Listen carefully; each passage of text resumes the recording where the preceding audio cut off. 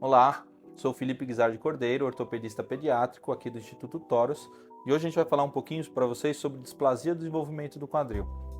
O que é a displasia do desenvolvimento do quadril? É uma alteração congênita que acomete os recém-nascidos.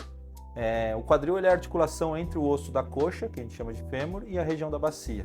A cabeça do fêmur é uma região esférica que se encaixa numa região da bacia que a gente chama de acetábulo, que é como se fosse uma taça.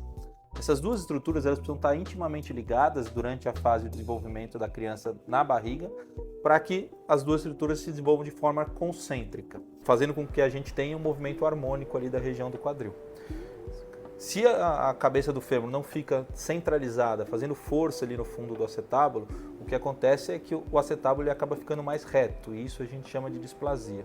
Eu costumo dividir a displasia em três possibilidades, né? O quadril que nasce luxado, fora do lugar, o quadril que nasce instável, entrando e saindo do lugar, e o quadril que nasce no lugar, um pouco descentralizado e com o acetábulo mais reto. Os bebês, geralmente, eles podem nascer com um exame físico positivo, isso a gente chama de Barlow e Ortolani, que são exames provocativos que a gente faz logo que o bebê nasce. Se o exame é positivo, esse paciente ele precisa ser investigado com uma ultrassonografia para que a gente tenha o diagnóstico específico de displasia do quadril. Porém, só 30% dos bebês que têm displasia acabam tendo o exame físico positivo, né? Tendo instabilidade do quadril. Por isso, aqui no Brasil, a gente usa geralmente o que a gente chama de rastreamento seletivo. A gente vai atrás de fatores prognósticos para a gente descobrir se as crianças têm displasia ou não. No Brasil, a gente usa o que a gente chama de rastreamento seletivo.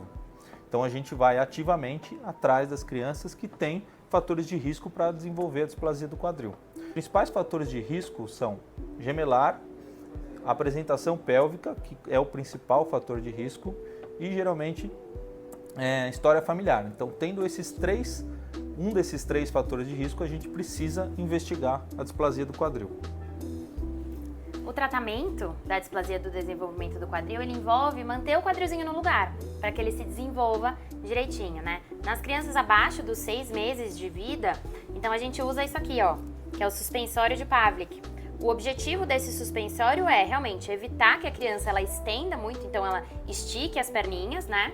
E evitar que ela feche muito as perninhas. Então vocês vão perceber que quando a gente faz uso do suspensório, a gente mantém ele um pouquinho dobradinho, então um pouquinho fletido e um pouquinho abduzido, para manter realmente essa congruência da cabeça do fêmur em relação ao acetábulo e permitir que as duas estruturas se desenvolvam da maneira como a gente considera dentro da normalidade.